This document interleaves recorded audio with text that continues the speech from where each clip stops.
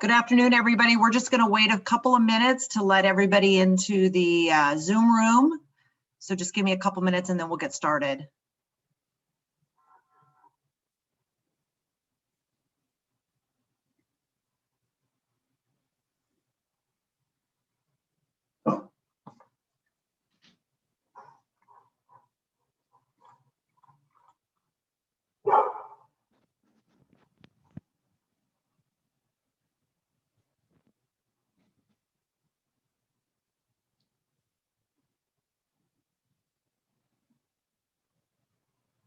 All right, it's about that time, so we'll go ahead and get started. Thank you for joining us for today's webinar, 4 insanely inexpensive ways to increase your IT security now.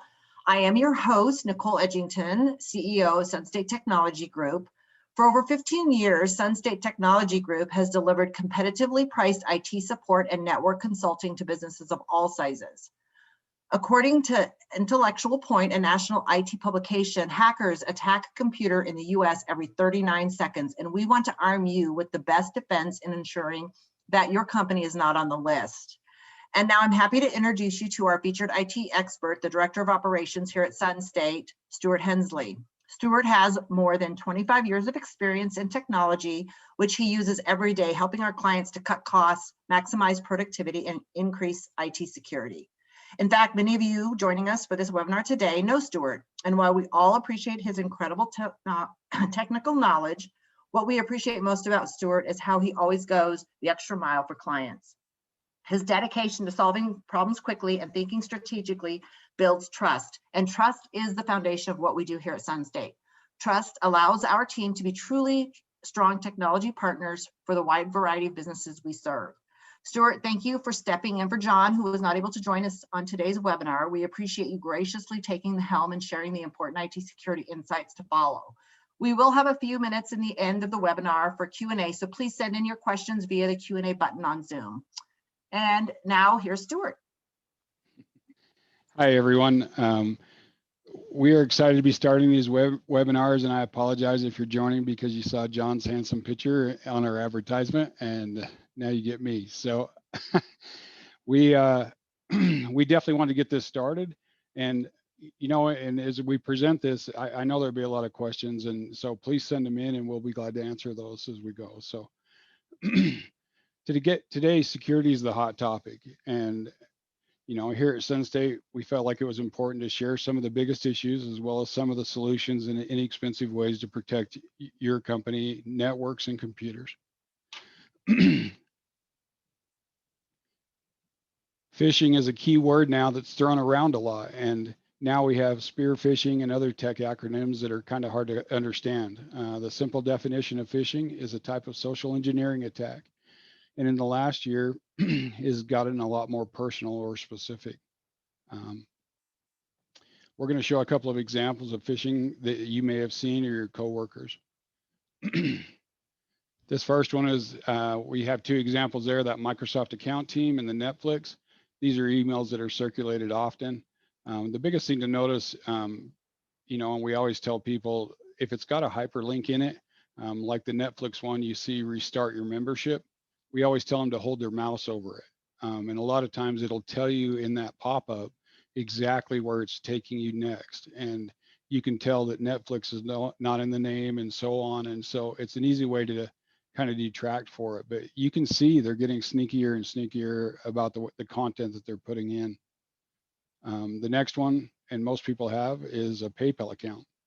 And it's the same way. It looks very legit, and it's hard to tell. And so if you'll notice at the very top of the email, that's not a true email that goes to PayPal, and they've added just a couple of letters to it, and so that second part there, it says service.epair. It's not going to PayPal. So it's really important to pause when you see these emails and take a moment to try and understand exactly what the content is and if it's legit. Bank of America, I've personally seen this one multiple times. Again, where it says, please click here.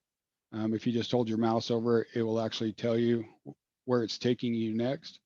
A lot of times just by clicking on the link, it actually initiates a download and it comes onto the computer and then it expands from there. causing the hack to happen. This is actually one that was sent to Nicole Edgington, our CEO, and you'll notice her name is correct. And then to the right of there, that's not our email address. And it says mcleanwright0001@gmail.com. But they've been able to, you know, manipulate it enough so it looks like it's legit. So just trying to make everybody aware that these are the types of emails that everyone gets on a daily basis. And so this last one, I'm not the steward in it, but this is one that I've actually seen and had clients call and, you know, and ask for consulting. And it's asking for a money transfer to be sent to a separate account and those types of things. They look very legit, but the account's different. It sends the money to a different location.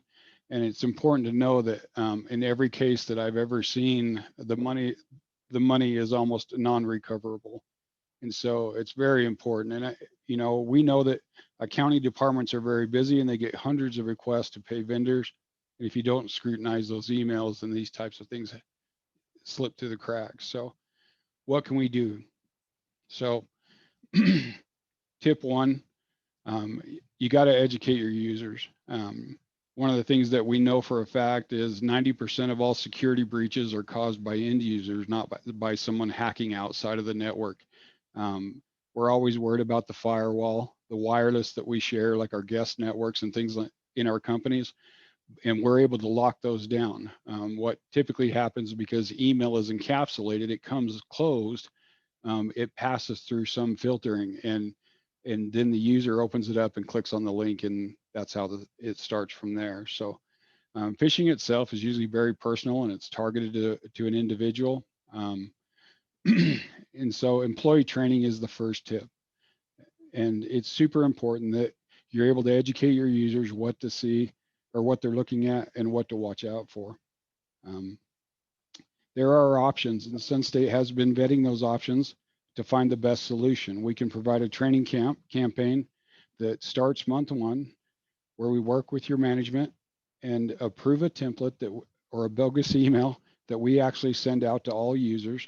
On our side, we're able to track how many users opened the email and how many clicked on the link inside of the email. And then we provide that data analysis back to your management team. On month two, we actually send out a targeted training to the entire team using the same method. And with that training, we're able to collect that data and show how many users actually did the training. And at the end of the training, there's questions and how many answered the questions and in what correctness and how their score was. So those are things that we can do and support and help you. So end user training is super critical. Spam and junk mail filtering. We actually have a product that we are now deploying on all of our clients. It's super inexpensive and it's just an added layer. A lot of clients now are moving to O365 versus in-house Exchange email, which we highly support. And O365 has some built-in spam filtering with it, but it only takes it so far. And so we actually have another product that we provide, and it's very cheap, and it allows us to actually lock down. You know, if they send us information, you know, we're able to work with the end users to say, you know, this one slipped. We're able to block it and create a whitelist and a blacklist. So if something that was legit needs to pass, we can also allow that. So tip number two,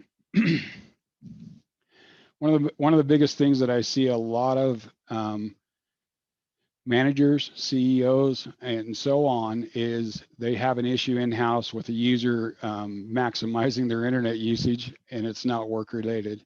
And so I get that question often about, you know, hey, can you pull the data logs from user X and things like that? And we absolutely can. But what you find out is because we use the internet so much, it ends up being hundreds of pages of data that then they have to glean through to decide whether it was work related or non-work related. And the easiest solution to this is internet blocking and filtering. And we have a product for that as well. And typically the way that install works is we roll it out. And it takes about 2 weeks of working with the client to denote what is allowed and what isn't. Right out of the box, obviously we're blocking pornography and things like that, which is super critical now in today's environment. I was called in as a consultant on a personal case where an employee was looking at porn, and another employee walked by and actually saw the porn and sued the company and won. And it was because they had no security measures in place, and they had no company policy that said they couldn't look at porn. So it's just things that are super simple to do. It allows the manager to continue to be a manager and not a policeman, because he knows it's blocked. We don't allow certain things. These are the things that are blocked out of the box.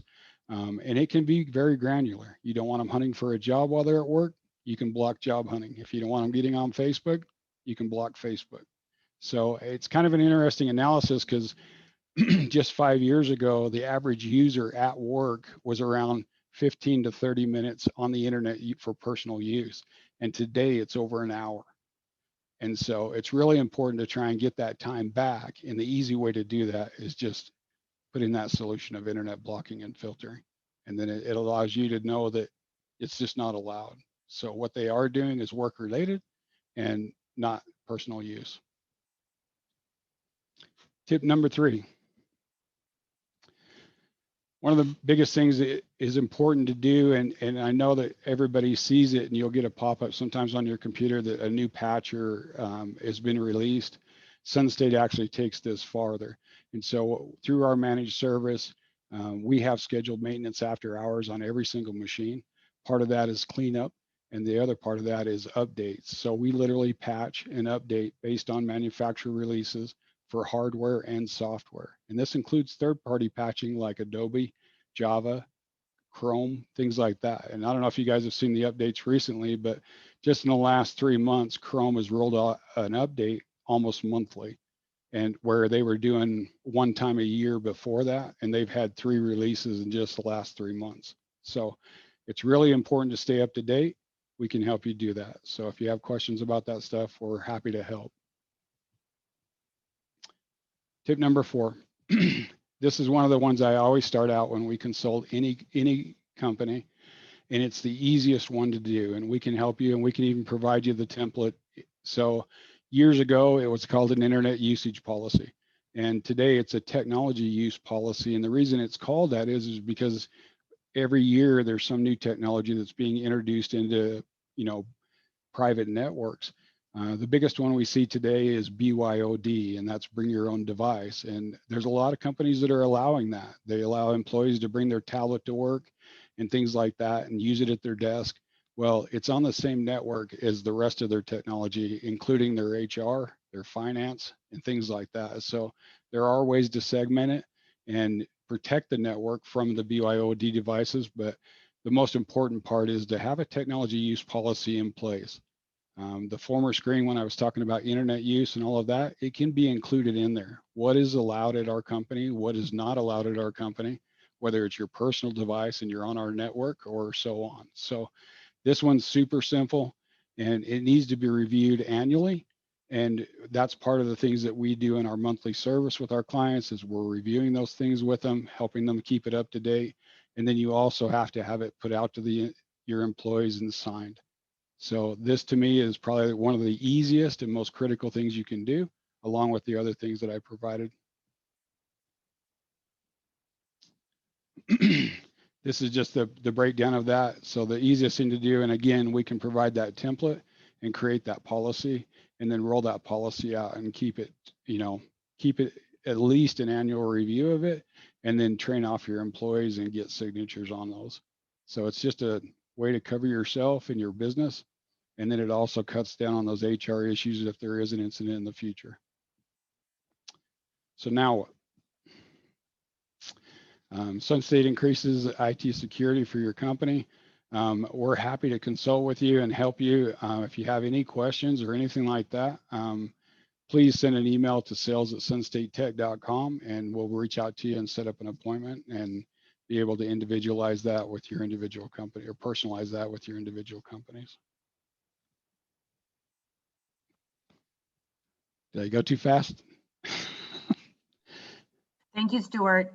No, I think it was great information. It's kind of like drinking from a water hydrant at times. It's a lot of information, but we tried to break it down so that we made it simple from you. So I do not have any questions at this time, any Q&A. I will tell you that we have recorded this webinar, and we will send it to all participants, and we will also make it available on our website after this. So please know that you will have access to this. And if you have any questions outside of today going forward and you think of something, please reach out to us. We're here to help. We're here to get you prepared, and truly the best thing we can do is educate your employees, and that's what we're here to help you do. So I'll give it a couple of seconds here. If anybody has any questions, please type them in. I'm happy to have Stuart answer them. But again, you'll all get this recording, and we're happy to follow up on anything else in the future. And I do want to say that this is kind of our first run at it, and we will feature John and some of our other outstanding employees in futures. So, but we definitely welcome any questions that you have or suggestions of content that you would like to see in the future.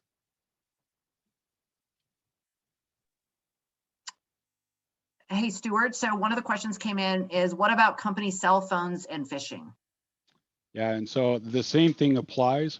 So we do have a product that goes on cell phones, the MDM product, and we're able to manage those cell phones. It gets a little tricky if only in the sense that if you're providing that cell service or cell phone to those employees, which we have a lot of companies that do that, specifically their salesmen and so on. If they do, then obviously the company kind of has that right to manage it. That MDM product allows us to, and this goes on also laptops and mobile devices. So it allows us to install that MDM software so that if it's stolen or lost, we can remotely wipe that phone or wipe that laptop, protecting your company. The spamming portion of it and the spear phishing, it's still a device. It still has the eligibility to be hacked. I did want to say one other thing. It was kind of interesting. I've been in this industry a little over 30 years, and it's one of the common misconceptions is Macintosh doesn't, or Macs don't get viruses. And I just read an article last night that there's a brand new crypto locker that's out there that's impacting the Macintoshes and the Apple products. And the scary version of it is they've already found it on 40,000 devices. And the problem with it is it hasn't released its payload yet. They're aware of it. They know what it is, but it hasn't triggered yet. So they don't know how big it is or how many computers are affected by it. And that just came out night before last. So it's out there. So one of the questions, Stuart, is what hardware upgrades or additions can be made to help combat this? No, absolutely. And I apologize if I gleaned over that hardware portion. So basically what happens is if you're on Windows 7, there's a problem. If your servers are older than 2008 R2, they're no longer patched by Microsoft. We as a company, we do all the updates and patching for all of our clients on a weekly basis.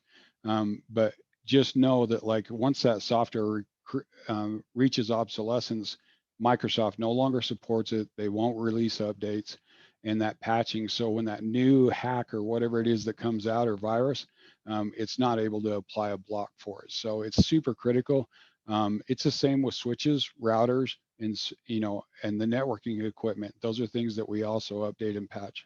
So it is important. Everything reaches an endpoint at some time. So typically on hardware, like with our managed clients on our hardware as a service, we target 3 years. And the reason that's important is it matches manufacturer warranty. It also comes in with the timeline of operating systems being upgraded. Everybody remembers when 10 came out and it was the big push to get everybody upgraded. There's still a lot of computers out there that are Windows 7. And on the server side, that's our first goal when we onboard a client, is to get everything up to date and on the latest version of firmware and software. Okay, thank you. Going back to the cell phone, the question is, we frequently receive text messages from weird numbers, and to delete them, we need to open it, but we fear that we trigger the hack. How do you avoid that? No, and the texting has been something that we saw in the political realm. And if you're like me, I would say, once you've identified that it's bogus, block those numbers just as, as quickly as you possibly can. And, it's kind of a due diligence on your part. And it's the same with the email. If you know it's spam and you want to clean up your inbox, just start right clicking that email and add to spam. And that's probably the easiest and first thing. But again, like on that MDM product, we can restrict phone numbers. We can also do the same thing if you're on our phone system for your company phones and all of that. Our VoIP product, we can go in and blacklist and whitelist phone numbers. Great. Another question is, how does training help with insurance and federal regulations for companies? Yeah, and I apologize again. I kind of screamed through some of that stuff, but one of the things that I think is important to note is, especially we've seen in the last 2 years, is all of our government companies that we manage, and almost every company now is being asked, and I think it's because the insurance has figured out how to get more money out of us, but they're also asking in that audit now, and every single one of them are doing it. They're asking, if you're putting that training into place, have your employees been shown the right and wrong way to do it? What are you doing to be proactive? And that is that product, that security awareness training that we provide. That's exactly what it's for, and it will check that box for your insurance. Great. One more question. What types of trends will affect technology in the next 2 years? I can tell you that, us as an MSP or a managed service provider, it was kind of interesting. One of the nice things about what we do is because we manage so many different companies and all their different networks and technology, we do see a lot of the cutting edge that's coming out and available. And so we're able to vet a lot of that before it actually gets implemented. But I would say, as we've been watching, it's kind of interesting. 2 years ago, the cloud was the key term that was pushed out there. And what they figured out was, especially us companies like ours, that handle so many businesses in rural areas, that their internet isn't great. So the companies that started jumping into the cloud found out that they couldn't get on the internet anymore. They couldn't do business. They were flat down. So I would say definitely one of the most cutting recent things that's happened in the last year and coming up is a lot of companies are having to do a hybrid solution where they have a local server, the accountant, HR, everybody's still able to work. And then if their remote workers are there, which because of COVID, and I hope everybody's well, we've seen a lot of that where they need to be able to continue to do their job when they get home. And so there's been some, especially on the software side, we've been able to put a lot of things into the cloud so that those employees can go home and work from home just like they were when they were in the office. But if the internet's down, they can work while in the office. So today, I would say the hybrid solution is becoming more and more popular, and it's because the company cannot afford to be offline. They've got to be up. They've either got to be up in the office, and when the internet's up and working and everything's great, they're also able to work remotely. Great, thank you so much. That's the end of the questions that we had coming in. We sure appreciate your time today. We will be providing additional webinars in the future. We're working on those today. We'll continue to invite you to them. If you have ideas or any subjects that you would like to see in a webinar that we can tackle for you, please send those over to the sales@sunstatetech.com as well. We would like to take those into consideration if they're meaningful to you as well. So sure appreciate your time. Everybody will get a copy of this sent to them, and we look forward to chatting with you soon. Thank you for joining.